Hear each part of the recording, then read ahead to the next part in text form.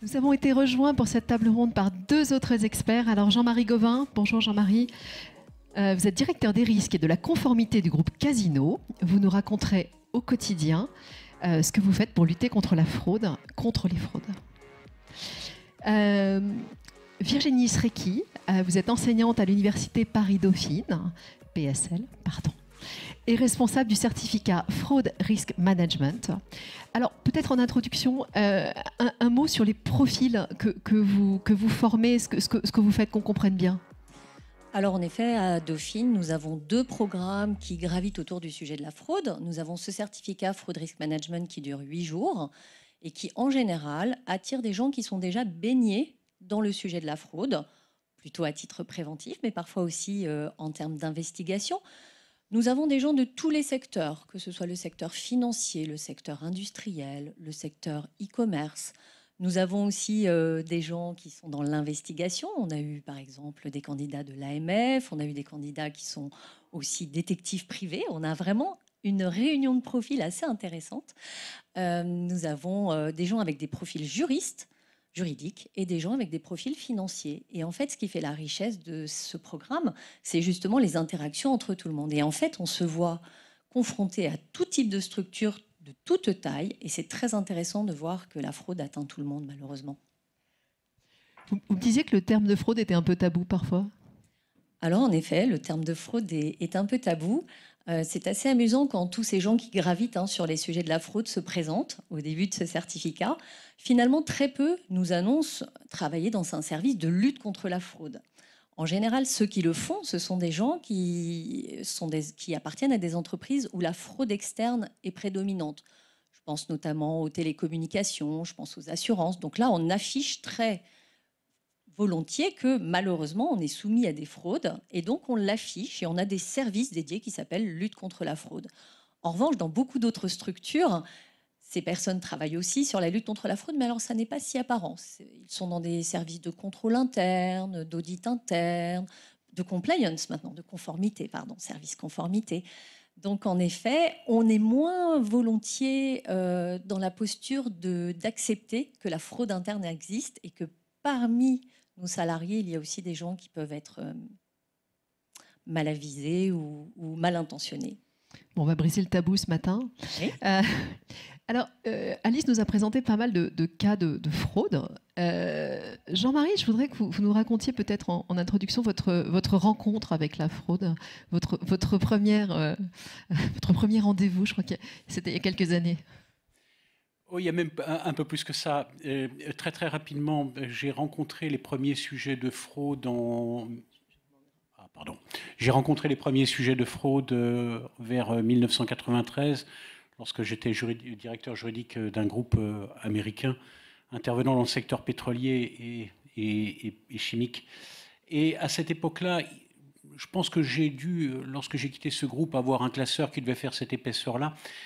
On recevait à peu près toutes les semaines des courriers de dirigeants principalement du Nigeria, nous expliquant que, fort heureusement, ils avaient, dans le cadre de la réalisation de contrats, économisé pas mal d'argent et que cet argent, finalement, ils le mettaient à la disposition d'Européens qui souhaitaient profiter de cette aubaine. Bon, ça, je crois que des courriers comme ça, j'en ai eu toutes les semaines pendant environ 6 à 7 ans. Malheureusement, bon, l'arnaque était grossière, mais ceci étant, elle a fonctionné.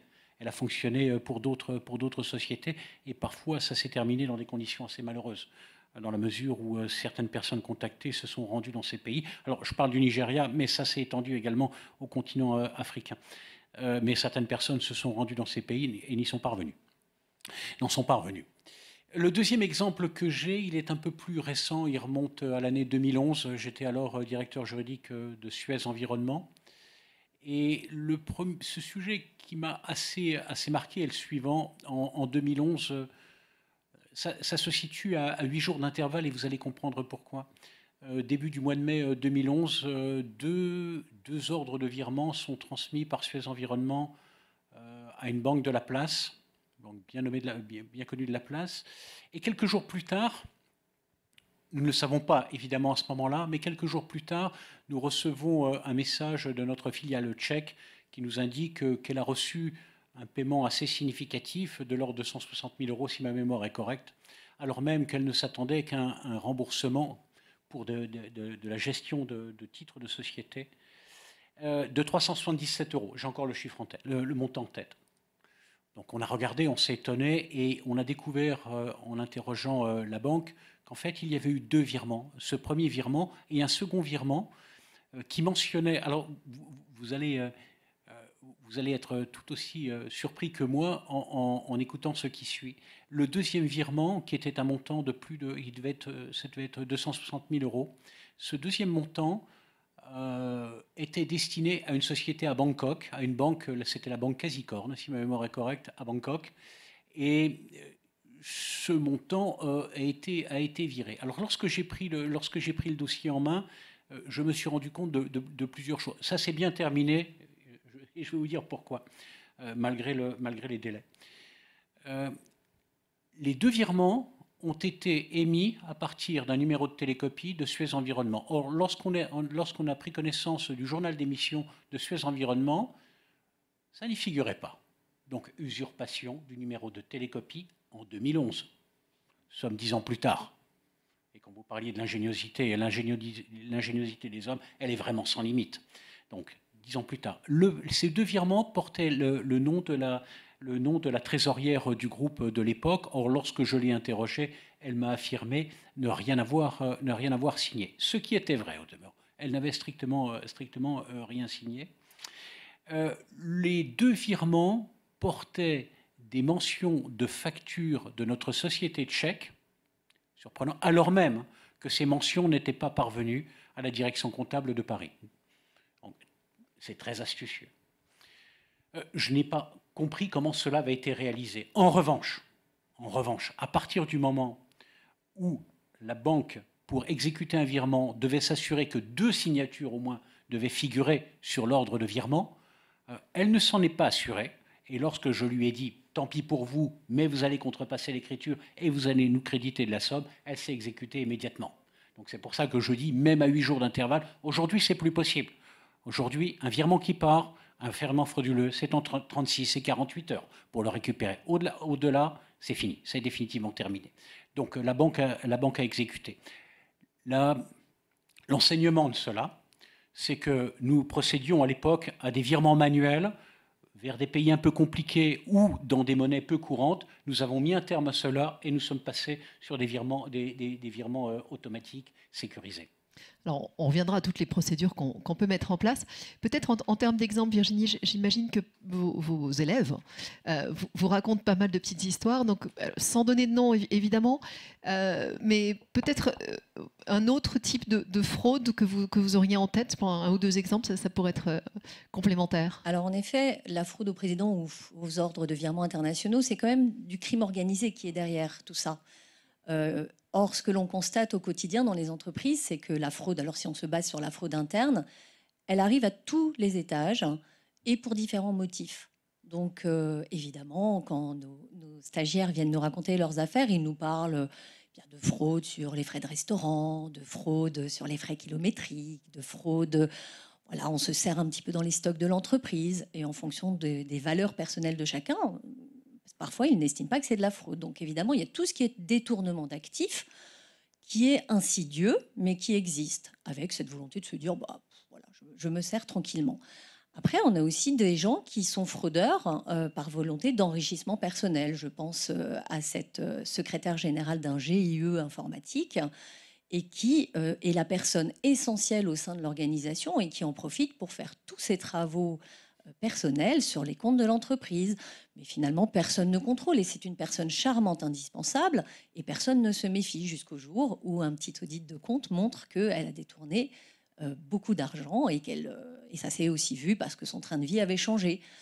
Ça va aussi se voir dans des administrations, et là, ça peut se voir sur le secteur RH, avec un petit récit qui m'a été délivré par quelqu'un des forces de l'ordre, avec un monsieur qui est au service RH d'une administration, donc locale, souhaite avoir une promotion au moment où sa chef de service s'en va, et on lui refuse cette promotion. On met à sa place un petit jeune issu des concours qui est totalement incompétent. Quelle injustice. Quelle injustice. Et donc, pas du tout par volonté d'enrichissement personnel, et on le verra à la chute, ce monsieur se dit « Oh, ben quand même, c'est vraiment injuste ». Alors, il a créé 3 salariés supplémentaires, 3 fonctionnaires supplémentaires dans sa base, et s'est servi 4 salaires mensuels pendant des années jusqu'à sa retraite, sans que personne n'y voit rien. Puis un jour, à la faveur d'un audit quelconque, on se rend compte de cette supercherie, on se dit « Tiens, c'est bizarre, ces salariés, qui sont-ils » Donc la police arrive chez ce monsieur, qui était à la retraite tranquillement.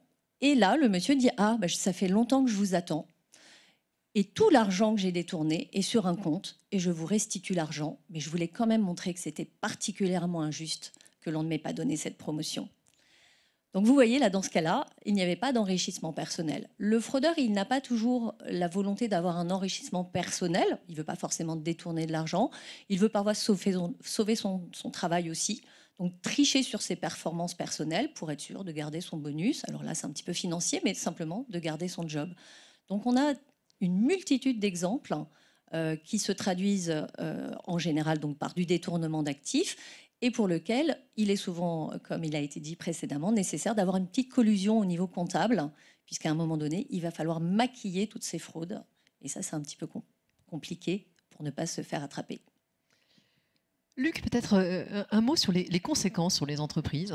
Est-ce que concrètement, comment ça qu'est-ce que ça entraîne dans une entreprise? Il y a des pertes financières, mais ça peut aller au-delà en termes de réputation, d'implication des dirigeants. Oui, c'est certain que quand il s'agit d'évaluer le préjudice subi, le préjudice est certes, peut s'avérer être financier. D'ailleurs, à cet égard, ce que vous indiquez est très intéressant, parce que dans la fraude interne, nous distinguons celle avec détournement et celle sans détournement. Et la fraude sans détournement, on peut véritablement s'interroger sur son objectif. Et bien souvent, l'objectif unique, c'est de faire durer une situation. C'est-à-dire une entreprise qui rencontre quelques difficultés, qui a besoin d'obtenir des financements et qui, par le fait de fausser son information financière, réussit à obtenir des financements. Le fraudeur, dans ce cas-là, qui est souvent en position de direction, est quelqu'un qui parie sur le fait que la situation va se rétablir, qu'il pourra rembourser les financements et qu'il n'y aura donc jamais de préjudice, puisqu'il a fait ce qu'il fallait pour permettre à l'entreprise de durer. La situation se sera rétablie et donc il n'y aura pas de préjudice. Là où il y a des conséquences financières, donc on l'évalue de manière, c'est quand il y a détournement, donc on l'évalue à partir de pertes subies. C'est parfois très très difficile à évaluer. Plus le schéma est sophistiqué, plus le schéma est longuement élaboré. Je pense à Madoff. Un mot pour ceux qui auraient oublié sur l'affaire Madoff.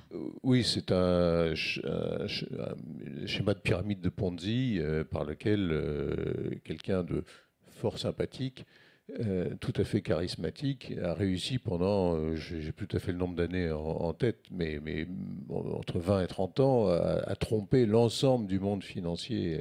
À convaincre de grands financiers de lui donner de l'argent qu'il dépensait allègrement. Voilà. Et donc, on voit bien que ces schémas, plus ils sont sophistiqués, plus ils mettent de temps à être identifiés, mais aussi plus ils sont difficiles à évaluer. Alors, les conséquences pour l'entreprise, ça n'est pas que, si je puis dire, le détournement de fonds, même si souvent c'est vraiment très très pénible pour l'entreprise et ça a des conséquences immédiates, mais c'est aussi dans tout ce qui est fraude, mais surtout corruption, une problématique réputationnel. Et c'est la raison pour laquelle le mot peut être considéré comme tabou, où la situation reste en général relativement confidentielle, parce que affecter la réputation de l'entreprise, ça va bien au-delà du simple préjudice financier. Et j'ai en tête quelques exemples d'entreprises qui mettent en place des schémas qui pendant longtemps ont été considérés comme des schémas normaux d'activité et qui aujourd'hui sont considérés comme des schémas de type corruptif, et ce qui aboutit à, en particulier dans l'entreprise à laquelle je pense, qui est une entreprise qui travaille sur la base de fonds internationaux multilatéraux, se retrouve à être banni de financements multilatéraux. Et donc, en fait, c'est toute l'activité de l'entreprise qui est remise en cause par le fait que ce qui était considéré comme une manière de faire du business est aujourd'hui considéré comme de la corruption. Et donc, la structure même de l'entreprise, la raison d'être même de l'entreprise, enfin, ou en tout cas son activité dans une très large proportion, est mise en danger par la corruption. Donc ça, la corruption est un niveau de fraude encore supérieur, si je puis dire, parce que ça n'est pas que de l'argent, mais c'est toute une organisation qui est mise en cause par ce qui se passe. Un autre point sur lequel je voulais revenir, peut-être Alice, on a parlé tout à l'heure de la fraude au président qui s'appuie en grande partie sur une exploration sociale, des réseaux, du cyber. Mais quand on parle cybercriminalité, c'est plus large. Alors, est-ce que, peut-être un mot sur ce qu'est aujourd'hui la cybercriminalité et les rançongiciels, qui est un des sujets de fraude externe, qui concerne quand même pas mal d'entreprises. Et est-ce que ça continue de progresser, cette cybercriminalité ? Oui, malheureusement, et ça ne va pas s'arrêter, puisque effectivement, il y a une technicité, donc il y a à la fois l'imagination et puis les capacités techniques des fraudeurs, des hackers, qui sont de plus en plus perfectionnées. Et même si en parallèle, les entreprises sont beaucoup plus au fait de ce risque-là et donc sécurisent leur environnement, forment aussi leur personnel, parce qu'il faut aussi, dans ces attaques cyber, il y a aussi un point d'entrée qui peut être un collaborateur qui va rentrer ses codes sur un lien malveillant. Et donc oui, ça continue. Sur les rançongiciels, on a vu des politiques différentes suivant les entreprises, celles qui préfèrent payer, celles qui préfèrent être complètement désorganisées. Un mot de définition peut-être sur le rançongiciel, c'est quoi exactement le ransomware ou rançongiciel ? C'est un hacker qui va en fait bloquer le système informatique d'une entreprise, et donc elle n'aura plus accès aux ordinateurs pour exercer son activité quotidienne, elle sera totalement paralysée par le blocage de ses services informatiques, et le hacker exige le paiement d'une forte somme d'argent en promettant de libérer, dès qu'il sera payé, les systèmes pour que l'entreprise puisse reprendre son activité. Et donc là, évidemment, il y a un dilemme, parce que céder, c'est donner de l'argent à des criminels et puis encourager quelque part ce type de criminalité. Et puis ne pas céder, c'est prendre le risque non seulement de rester bloqué, mais parfois la menace, c'est de détruire définitivement les archives, les données. Donc c'est vrai que là, heureusement, il y a les autorités françaises et internationales qui coopèrent et qui créent des cellules de crise pour intervenir très vite et être présents aux côtés de l'entreprise pour essayer de débloquer en fait sans avoir à payer. Mais ça nécessite que du côté des autorités, il y ait la même technicité et donc des agents extrêmement compétents pour arriver à débloquer ce qui a été verrouillé par les criminels. Virginie, un mot en complément. Et dans le dilemme, vous conseillez payer, pas payer ? Alors, nous, on va conseiller de ne pas payer. Mais ce déni de service, il est très dangereux. Alors, au niveau d'une entreprise, ça peut être une perte de chiffre d'affaires parce que pendant X temps, il n'y aura plus accès à ces services en ligne, quels qu'ils soient. Mais je rappelle que les dernières attaques qui ont défrayé la chronique concernaient des hôpitaux. Et donc là, le déni de service dans un hôpital, c'est quand même largement plus inquiétant. En plus, ce sont des données de santé qui sont hackées. Donc des données personnelles, hautement confidentielles. Donc ça, c'est beaucoup plus dangereux. Alors là, effectivement, il y a le jeu du temps. En principe, on dirait il ne faut pas payer, mais là, devant l'urgence, que faut-il vraiment faire ? J'ai une petite question là de nos auditeurs.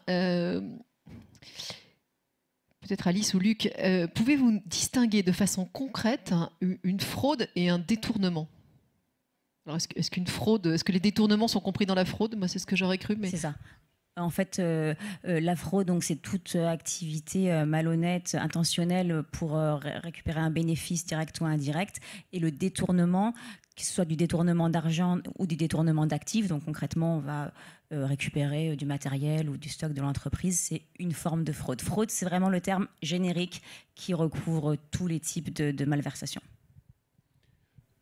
Oui, je crois qu'il y a dans la fraude, il y a aussi l'aspect falsification de la donnée. Et quand Alice évoquait tout à l'heure les questions environnementales, on voit bien que c'est un sujet de préoccupation pour nous, parce que quand l'information environnementale devient une information qui doit être publiée en même temps que l'information financière, il peut y avoir fraude sur ces informations sans qu'il y ait détournement d'actifs. J'ai en tête, pour moi c'est quasiment la première fraude de ce type-là que j'ai pu rencontrer, une major pétrolière il y a quelques années qui avait gonflé le montant, enfin, ou le niveau de ses réserves pétrolières. C'était une information, c'était une fraude, c'était une information essentielle à la compréhension de sa situation dans le cadre ou par comparaison avec ses compétiteurs. Ça n'était pas un détournement. Donc on voit bien que c'est de l'information qui est modifiée, qui est falsifiée en vue d'obtenir un avantage. Pour autant, ça ne se traduit pas par un détournement de fonds ou d'actifs.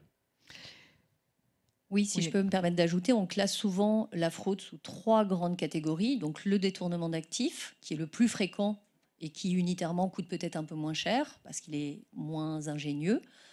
On a tout ce qui est fraude à l'information financière, parmi lesquels on trouve aussi les délits d'initiés, par exemple. Donc là, effectivement, toute l'information comptable, mais aussi toute l'information extra-comptable. Et puis tout ce qui est corruption. Souvent, il y a ce classement un petit peu différent. Je voudrais qu'on aborde les façons de se prémunir de ces fraudes.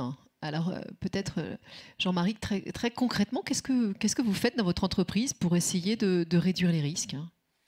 D'abord, suite à cet événement de 2011, ce que l'on avait mis en place chez Suez Environnement, c'était une sensibilisation de l'intégralité de celles et de ceux qui touchent à l'argent. J'entends tous les services financiers, tous les services comptables, tous ceux qui payent et qui sont susceptibles de recevoir des factures. Et ce que l'on a fait, parce que 2011, mais il y en avait eu avant, mais à partir de 2011, on se rend bien compte que c'est quelque chose qui va être en expansion et l'avenir ne l'a pas démenti. Donc systématiquement, c'est sensibiliser. Et sensibiliser en permanence, c'est un peu le mythe de Sisyphe. Il faut pousser le rocher en permanence parce que sinon, il va vous emporter. Donc, ce que j'ai fait chez Suez Environnement, je l'ai fait ensuite chez Casino. On a mis en place cette procédure. C'est une procédure très simple. En tout cas, il y en a plusieurs, mais la première était bien celle-ci. Lorsque je suis arrivé en 2013. C'est une toute petite procédure, 3-4 personnes qui informent en permanence, et ça se fait par mail, c'est très rapide, qui informent en permanence toutes celles et tous ceux qui perçoivent de l'argent, qui envoient de l'argent, qui payent des factures, en leur indiquant en permanence, d'abord en leur expliquant ce qu'est la fraude et quelle forme elle peut prendre, et puis d'autre part en leur indiquant qu'à chaque fois qu'ils sont confrontés à quelque chose qui retient leur attention, qui les interpelle, systématiquement de le faire remonter. Et ça marche bien. Et depuis 2013, ça monte et ça descend en permanence à l'ensemble. C'est instantané. Donc, ce qui fait que lorsqu'on voit de nouveaux modes opératoires, ils sont systématiquement décelés et portés à la connaissance de tous. Ça marche. Je touche du bois, mais ça marche. Ça permet de sensibiliser l'ensemble des collaborateurs. Ce que l'on met également en place, c'est les reportings trimestriels. Nous avons beaucoup de magasins, donc nous avons de la démarque inconnue, c'est-à-dire des clients indélicats, ça peut arriver, malheureusement. Et donc on regarde, on a un reporting qui est qui est à la charge de toutes les entités du groupe, de façon à voir comment ça évolue. Et lorsqu'on voit des choses un peu astucieuses, de la même façon, c'est partagé. Donc ça croise, ça descend, ça monte et ça croise en permanence. Et je dois dire que s'il y avait un maître mot à retenir de cette conférence, c'est vraiment la sensibilisation permanente de l'ensemble des équipes. Ce qu'il convient de faire également, c'est pas suffisant, mais ça a été abordé par mes collègues, c'est tout ce qui est sécurité informatique. Ça, c'est absolument indispensable. Sachez que 80 à 90% de la population, et c'est vrai non seulement en France mais à l'étranger, disposent d'un même mot de passe pour toutes leurs applications. Il faut le savoir. Donc les mots de passe sont régulièrement changés, les mots de passe sont sophistiqués. Nous avons mis en place des politiques qui, entre autres, nous interdisent de nous connecter dans des lieux publics, dans la mesure où, notamment dans les aéroports, dans les gares et autres, où nos données peuvent être connectées, de ne pas nous connecter sur des adresses Internet publiques. Nous avons également des politiques qui nous conduisent à ne pas mettre 50 personnes en copie lorsque nous envoyons un mail. Nous avons des politiques qui nous conduisent à ne pas mettre de nom d'entreprise dans les mots de passe, etc., etc. Mais ça, on le fait en permanence. Voilà, c'est ce genre de procédure que nous mettons en place pour prévenir la fraude et sensibiliser l'ensemble de nos collaborateurs. Je voudrais dire un mot sur les ransomware. Deux observations. Alors, effectivement, on peut se dire il ne faut pas payer. Le problème aujourd'hui que je vois en tant que juriste, d'abord, un problème, c'est que généralement c'est difficile d'aller chercher les fraudeurs, d'autant qu'ils sont établis dans des pays étrangers et parfois avec la complicité d'organisations gouvernementales. Et ces fraudeurs, vous allez les payer en crypto-monnaie. Donc, vous n'allez pas les retrouver. Et la deuxième chose que je voudrais dire, c'est que le droit est en retard par rapport à la cybercriminalité. Le droit ne permet pas d'aller aussi vite que la cybercriminalité. Le droit s'arrête aux frontières. Parfois, il dépasse les frontières lorsqu'il y a des accords de coopération entre les États. Mais le droit ne va pas aussi vite. Et il faut vraiment le savoir. Virginie, en complément, peut-être, qu'est-ce que vous conseillez à vos élèves, hein, et si vous deviez donner quelques conseils concrets, qu'est-ce que ce serait pour essayer de repousser la fraude? Alors, la sensibilisation, la communication, on est tout à fait d'accord. L'autre jour, je suis rentrée dans le siège social d'une banque et il y avait un petit flyer dans l'ascenseur sur « Ne cliquez pas sur n'importe quel message, vérifiez que les gens qui vous envoient des mails soient bien des gens connus, n'hésitez pas à faire un double check et à réécrire aux gens. » Donc ça, vous voyez, et c'était placardé directement dans l'ascenseur à destination de tout le monde, donc effectivement, la sensibilisation, je suis tout à fait d'accord. La communication, ça me semble important. Il faut que les gens soient avertis que la fraude existe et qu'elle peut même exister à l'intérieur de l'organisation, à l'intérieur de votre service et peut-être même votre voisin de table. Alors c'est assez affreux, hein. On ne va pas non plus être suspicieux tout le temps, mais je pense que c'est vraiment important que le tabou se lève, qu'il y ait des discussions autour de ce sujet. Alors je connais même des entreprises, au dire de mes stagiaires, qui communiquent sur des cas de fraude avérés dans l'entreprise. Alors évidemment, ils ne donnent pas tous les détails, il ne faudrait pas donner des idées aux autres, mais qui clairement racontent un cas de fraude, très légèrement, et expliquent aussi que, alors évidemment, le salarié n'est pas nommé, mais expliquent aussi les sanctions que ce salarié a encourues, au-delà du licenciement. Parce que notre préconisation, c'est en effet que les entreprises aillent jusqu'au pénal lorsqu'ils découvrent des fraudes. Ça nous semble interne, hein, bien sûr, et externe. Donc la communication, et évidemment la formation. C'est évident qu'il faut être en capacité de détecter, d'être vigilant. Voilà. Donc ça me semble un point essentiel. Évidemment, au-delà de tous les processus classiques, hein, on va évidemment parler d'avoir un contrôle interne robuste, d'avoir une délégation des signatures claires, d'avoir une séparation des tâches, d'avoir une sécurité numérique, hein, de ne pas laisser traîner le mot de passe de son ordinateur sur un petit post-it. Enfin, ça, ce sont des préconisations très classiques, tout le monde va vous le dire. Mais je pense que vraiment, il faut générer une acculturation. Il faut vraiment que les gens se disent qu'il faut travailler dans un environnement éthique, sain, message véhiculé bien sûr par toute la hiérarchie, hein, il faut être exemplaire à tous les niveaux, de manière à ce que vraiment tout le monde travaille dans un environnement où la fraude sera impardonnable. Jean-Marie voulait réagir sur ces conseils. Oui, mais, deux choses très très rapides. La première, pour rebondir, c'est que vous avez raison, la sanction doit être immédiate. Lorsque j'anime des séances de formation, évidemment sous couvert de l'anonymat, puisque la loi Sapin 2 nous y oblige, et de toute façon, nous la respectons pleinement. Lorsque nous sommes confrontés à un sujet comme ça en interne, la sanction elle est immédiate. C'est licenciement pour faute lourde et dépôt de plainte. Et nous faisons condamner systématiquement les salariés qui mettent la main dans le pot de confiture, pour reprendre une expression triviale. Mais systématiquement, beaucoup d'entreprises ne le font pas.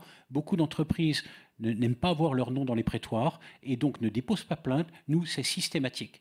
Et croyez-moi, ça fonctionne lorsque nous animons des séances de formation. D'abord, bien souvent, celles et ceux à qui s'adressent ces informations, ces formations, reconnaissent des choses dont elles ont entendu parler. Elles se rendent bien compte que l'entreprise est très sévère, mais justement sévère. Je voudrais reprendre un autre exemple auquel j'ai été confronté. C'était en 2005 à propos d'un cas de fraude. Je vais être très très rapide. C'était l'un des dirigeants du groupe Suez. C'est dans le domaine public. Il y a eu plusieurs décisions de rendu. L'un des grands dirigeants du groupe Suez Environnement avait eu la bonne idée de vouloir reprendre le pôle propreté de ce groupe. Mais il n'avait pas l'argent pour le faire. C'était un dirigeant absolument charismatique. C'était un dirigeant compétent et c'était vraiment un dirigeant adulé. Il lui est venu un jour l'idée de constituer une structure. C'est en 2005, on ne s'en aperçoit pas immédiatement. Il constitue une structure et cette structure va être rachetée par une autre société de son empire dans le domaine de la propreté et cette société est rachetée pour un montant de plus de 4 millions d'euros. La première structure avait été constituée par différentes sociétés et lui se cachait derrière.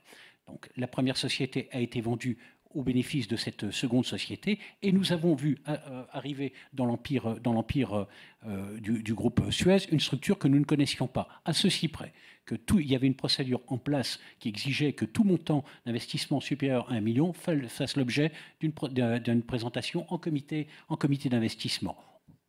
Cette acquisition n'ayant pas respecté la procédure qui était en place, un audit a été lancé et a conduit à se rendre compte qu'effectivement, il y avait une fraude. Donc nous avons déposé plainte pour abus de biens sociaux, etc., licenciement pour faute lourde immédiat et dépôt de plainte pour abus de biens sociaux. Il a été condamné en première instance, il a été condamné en appel et la décision d'appel a été confirmée par la Cour de cassation. Donc ce n'est pas seulement parfois un petit salarié. Ce n'est pas toujours un subalterne, ça peut être également un très grand dirigeant avec une idée bien précise. Il pensait récupérer de l'argent pour constituer un tour de table et reprendre le pôle propreté du groupe Suez. Il y a plusieurs questions de notre auditoire sur les collaborateurs susceptibles de les dénoncer. Alors, les fraudeurs tentent quasi généralement de dénigrer les collaborateurs qui sont susceptibles de les dénoncer. Quelle est l'importance des whistleblowers? Alors là, il y a tout un débat aussi sur comment est-ce qu'on doit les appeler. Quelqu'un le traduit par dénonciateur. Moi, j'aurais pas employé ça. Non, c'est lanceur d'alerte. Lanceur d'alerte, ce sera plus joli. Alors, concrètement, quelle place peut-on donner aux lanceurs d'alerte? Quelle procédure? Est-ce qu'on peut mettre en place des procédures pour les entendre? Comment ça marche pour qu'ils ne soient pas dénigrés comme dit un auditeur? Je vais commencer, puis vous compléterez. D'abord, dans le cadre de la loi Sapin 2 de 2017, les lanceurs, enfin applicable en 2017, loi de fin 2016, les lanceurs d'alerte bénéficient d'une totale protection. Au sein du groupe Casino, par exemple, nous avons tous les compliance officers disposent d'une ligne sécurisée qui n'est accessible qu'à eux. Aucun informaticien, aucun autre collaborateur n'a accès à cette ligne sécurisée. Et sur cette ligne sécurisée, qui est connue, chaque compliance officer dispose d'une ligne sécurisée pour son entité, et cette ligne sécurisée est connue de tous les collaborateurs de cette entité. Donc un collaborateur que nous appelons lanceur d'alerte peut parfaitement mobiliser un compliance officer pour lui faire un signalement. Et à partir de là, il y a une enquête qui va démarrer et qui va être conduite par les compliance officers. Mais à aucun moment, je dis bien à aucun moment, le lanceur d'alerte ne sera connu de d'autres personnes que le compliance officer. À aucun moment, jamais, il ne pourra dévoiler qui a mentionné ce signalement. Hein. Virginie, face à votre mou sceptique, je suis contrainte de vous donner la parole. Alors, on est d'accord, sur le plan juridique, il y a protection du lanceur d'alerte. Ensuite, quand on va rentrer dans une procédure d'investigation, il n'est pas rare que finalement, le lanceur d'alerte soit auditionné, écouté, et que parfois, son identité transparaisse. Alors pour vous donner notre expérience au quotidien, nous, on intervient effectivement dans un certain nombre d'investigations qui font suite à des alertes lancées en interne. Alors déjà, un petit aparté avant de continuer. Moi, ce terme de dénonciation, il est très français, il est très péjoratif, mais concrètement, l'enquête de l'RRMS montre que la très grande majorité des tentatives de fraude sont bloquées par la vigilance des collaborateurs. Donc la vigilance et la préservation des intérêts de l'entreprise, c'est quand même des choses qui doivent être mises en avant en interne plutôt que ce terme péjoratif de dénonciation. Et donc si on revient sur les alertes, moi j'ai quand même au quotidien des cas où déjà on voit chez nos clients des systèmes d'alerte qui sont anonymes, c'est-à-dire que même la personne qui reçoit l'alerte ne sait pas l'identité, le nom du collaborateur ou du partenaire de l'entreprise qui a formulé l'alerte. Après, dans d'autres cas, il peut révéler son identité, ce qui est concrètement beaucoup plus pratique parce que ça permet d'avoir un échange et d'avoir des détails sur les faits et donc d'aller enquêter avec une base déjà un petit peu concrète. Et moi, je le vois, on prend énormément de précautions parce que nous sommes mis dans le secret puisque nous rencontrons le lanceur d'alerte pour avoir des éléments qui vont nous permettre d'enquêter. Mais il y a vraiment une protection totale. On prend beaucoup de précautions, nous, dans la suite de nos travaux, dans les autres entretiens, dans la rédaction de nos rapports, pour qu'ils ne puissent pas être identifiés. Donc, ça passe aussi par l'anonymisation de nos rapports où son nom ne va jamais être mentionné. Donc je suis d'accord, dans certaines configurations, c'est compliqué parce qu'il n'y a qu'une seule personne qui peut être au courant des faits. Donc matériellement, c'est difficile de le cacher. Mais je vois en tout cas chez mes clients une volonté vraiment forte de les protéger, de les assister aussi parce que c'est dur psychologiquement de parfois dire des choses sur ses collègues, parfois des collègues qu'on estime beaucoup. Donc il y a aussi cette volonté de les accompagner, de les préserver dans ce processus d'enquête. Moi, je voudrais ajouter que toutes les entreprises ne sont pas des grosses structures assujettis à Sapin 2, avec un dispositif d'alerte professionnelle, et que le tissu économique français est quand même rempli de PME où il n'y a pas tout ça. Donc la question, c'est quand on a un soupçon, qu'est-ce qu'on fait? On va en parler, où peut-on aller en discuter?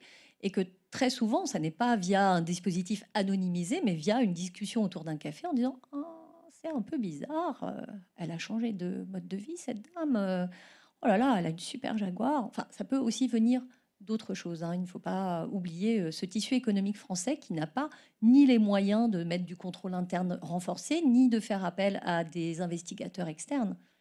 Voilà. Alors, visiblement, peut-être un dernier point, parce que nos éditeurs sont très, très soucieux de ce point des lanceurs d'alerte.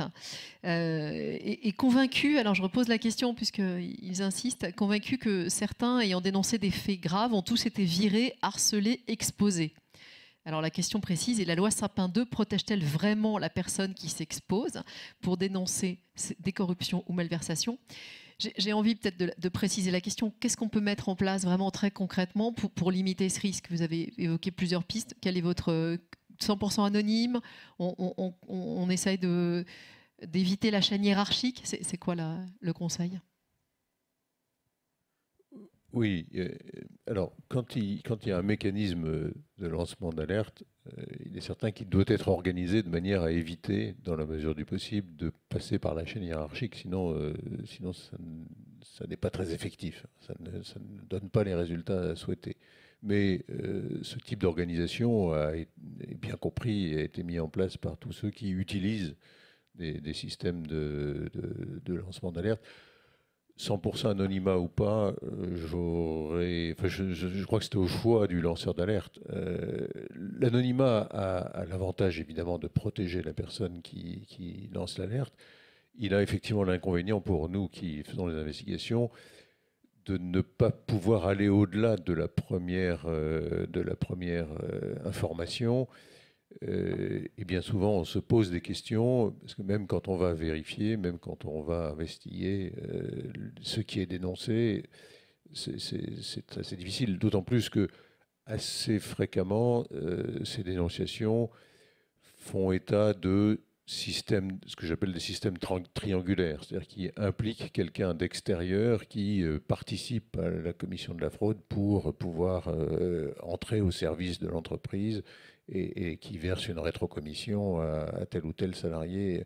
Donc, ce sont des situations qui peuvent s'avérer extrêmement difficiles à qualifier et quantifier, et l'anonymat ne permet pas toujours d'aller jusqu'au bout. Alors, quant au fait de savoir si les salariés sont harcelés, alors peut-être que d'autres ont d'autres expériences, mais pour ma part, pas vu. J'ai l'impression que c'est quelque chose qui est en très forte diminution. Je fais référence à ce que disait Jean-Marie. C'est quelque chose qui, enfin, la promotion de la lutte contre la fraude à tout niveau.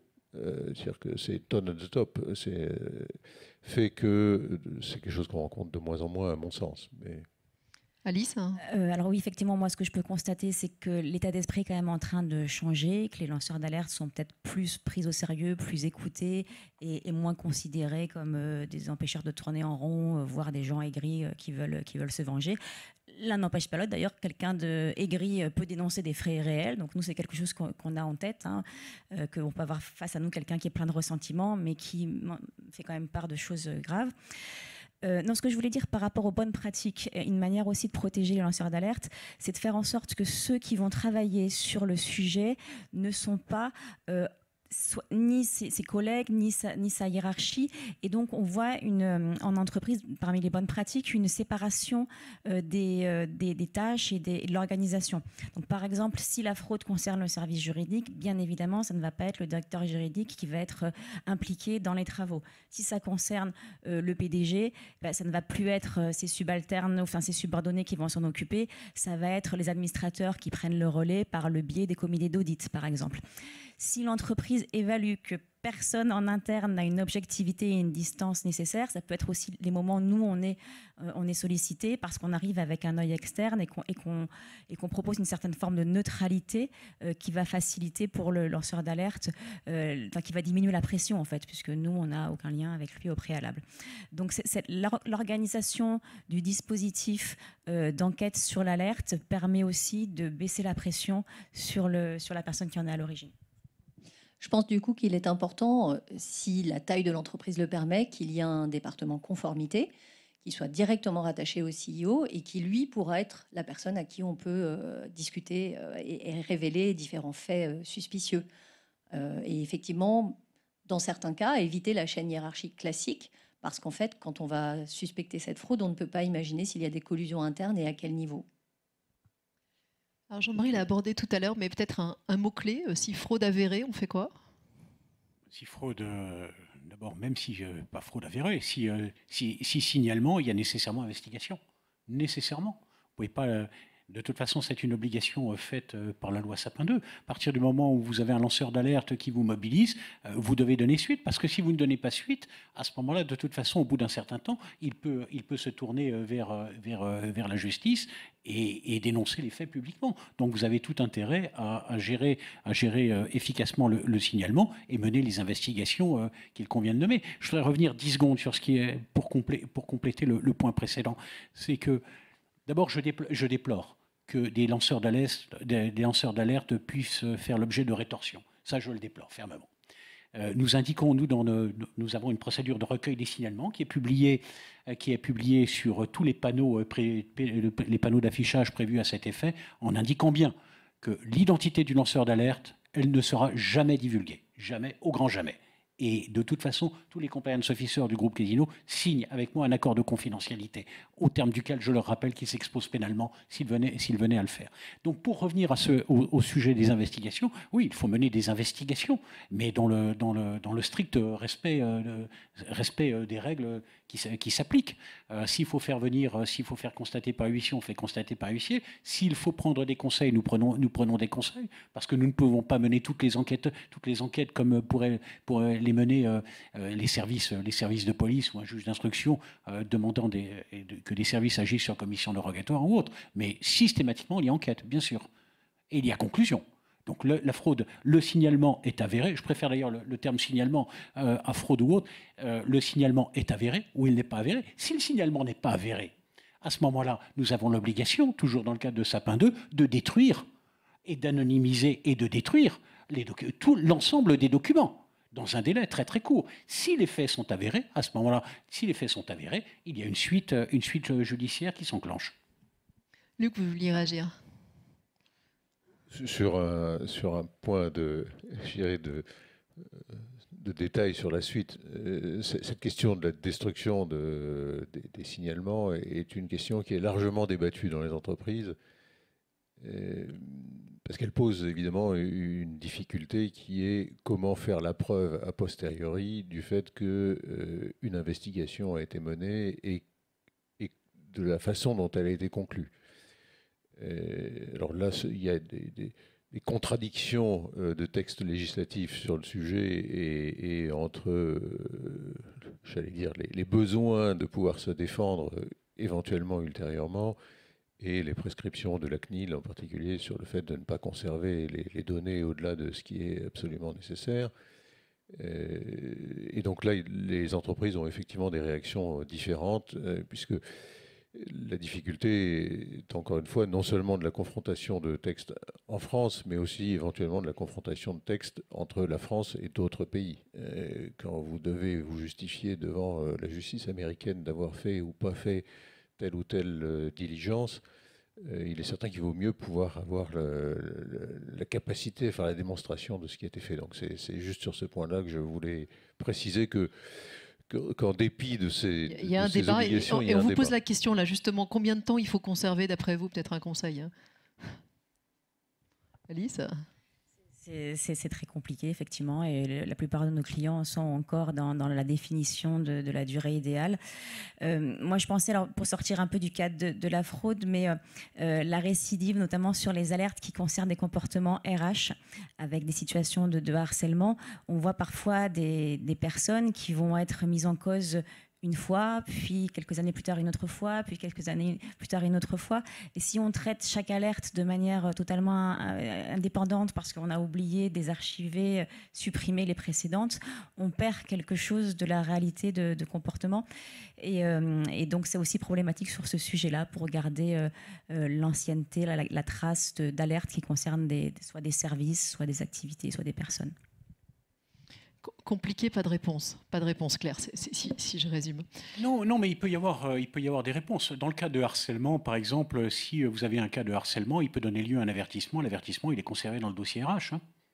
Au deuxième avertissement, au troisième avertissement, je ne sais pas. Au deuxième avertissement, ça peut être la porte. Hein, j'ai en tête des cas où les alertes ont été classées. C'est pas forcément toujours aussi simple que ça. Bon, on arrive à la conclusion de cette table ronde, donc je vais vous ramener au cœur du sujet. Si on devait retenir un message fort de ces échanges, une chose que vous voulez que nos éditeurs mettent en place, n'oublient pas, qu'est-ce que vous leur diriez, Jean-Marie ? Je vais me répéter, mais surtout ne jamais baisser la garde et continuer de sensibiliser et communiquer dans l'entreprise. Indispensable, parce que ça ne va pas s'arrêter. Au contraire. Luc ? Moi, je reviendrai à mon propos introductif. La fraude intervient dans toute organisation, à tout moment, en tout lieu et par toute personne. Et il n'y a pas de limite à la créativité, à l'imagination du fraudeur qui en général, quand on parle de fraude interne, essentiellement avec des tournants, mais c'est la même chose pour la fraude externe, qui utilise, quand le besoin s'en fait sentir ou quand la pression est exercée, qui utilise des opportunités. Et les opportunités, elles sont évidemment extrêmement variables en fonction des activités et des organisations. Et donc, la créativité sans limite. Alice ? Moi, je voudrais peut-être... on a parlé beaucoup de culture, de l'antifraude et du fait qu'il faut sensibiliser les collaborateurs. Je pense que ce qu'on appelle en anglais le tone of the top, mais tout simplement l'exemplarité des dirigeants est importante, puisque finalement, ça diffuse dans l'entreprise un état d'esprit qui est qu'à la fois, on ne s'autorise pas des écarts et puis qu'on est vigilant sur les signes. Virginie, en conclusion de la conclusion. Il ne reste pas grand-chose à dire, puisque de toute façon, tout a été dit. Je pense qu'il faut effectivement réduire les facteurs d'opportunité par des processus fermes. Il faut éviter la pression, mettre un sentiment au travail un petit peu dans la confiance quand même. Il ne faut pas non plus que tout le monde pense que tout le monde est fraudeur et que le monde est noir. Donc je pense qu'il faut quand même essayer de réinstaurer une confiance mutuelle au sein de l'organisation grâce à peut-être des ateliers, des communications, des formations. Et puis, il faut essayer aussi, dans ces ateliers, de promouvoir l'éthique en général, même si, on l'a vu, le crime organisé, bien, vous pouvez diffuser tout ce que vous voulez sur l'éthique, ils iront toujours vous chercher et chercher votre argent. Mais voilà, je pense que, petit mot un petit peu plus positif, se dire, attention, les fraudeurs, ça n'est pas l'ensemble de la population.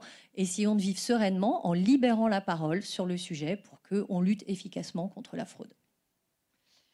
Merci beaucoup pour ces échanges. Merci Jean-Marie Gauvin donc pour le groupe Casino, Virginie Srecki pour l'Université Paris-Dauphine PSL. Et puis je vous garde, Luc et Alice, pour quelques questions supplémentaires. On va vous emmener dans le détail des investigations des fraudes.